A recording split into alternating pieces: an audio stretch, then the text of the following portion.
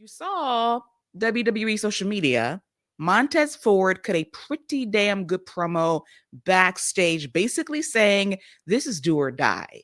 We have been scraping and clawing our way to championship matches for the last few years.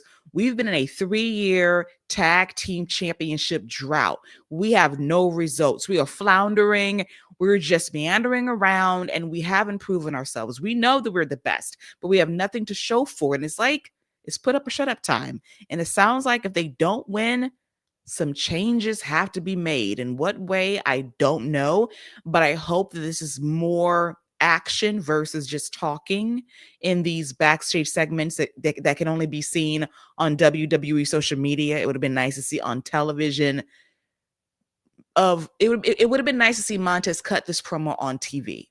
It's nice to see on social media, but it would be even better to just express those feelings on television and see where it goes from there.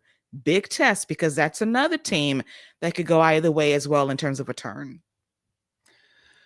Yeah, that's another black tag team getting ready to break up.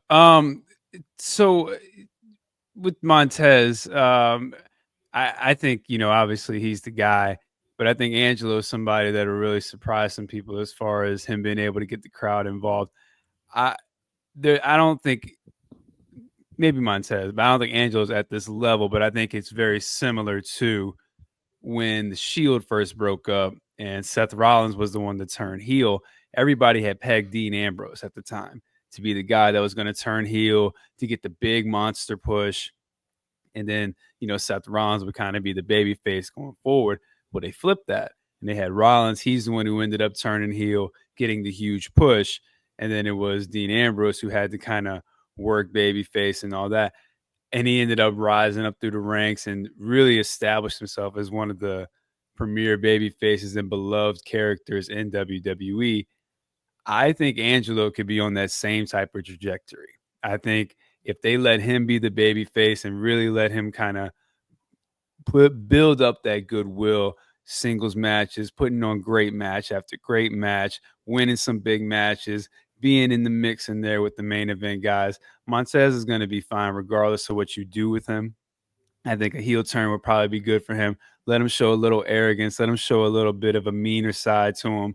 But Angelo, I think if you let him be that, not so much an underdog, but just kind of that baby face fighting from, starting from the bottom and just fighting his way to the top, I think you could have a very similar Dean Ambrose-ish path. Maybe not quite to the World Heavyweight Championship level, but I definitely think he could establish himself as one of the more beloved baby faces and be in that mix for the US and IC title for the rest of his career.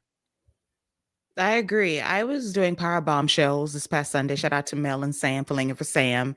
And there was a commenter in the chat that was basically saying that he thought that Dawkins had more upside than Montez. And then you do the thing that I don't like, in that you say, who's a Genetti? And I said live on the air that neither guy is a Genetti because they're equally talented and they can get pushed in different ways. Montez Ford has what it takes to be a premier main eventer in WWE. It depends on the vote of confidence from Paul Levesque. We'll see. Angelo Dawkins is very talented as a single star as well. We've seen it.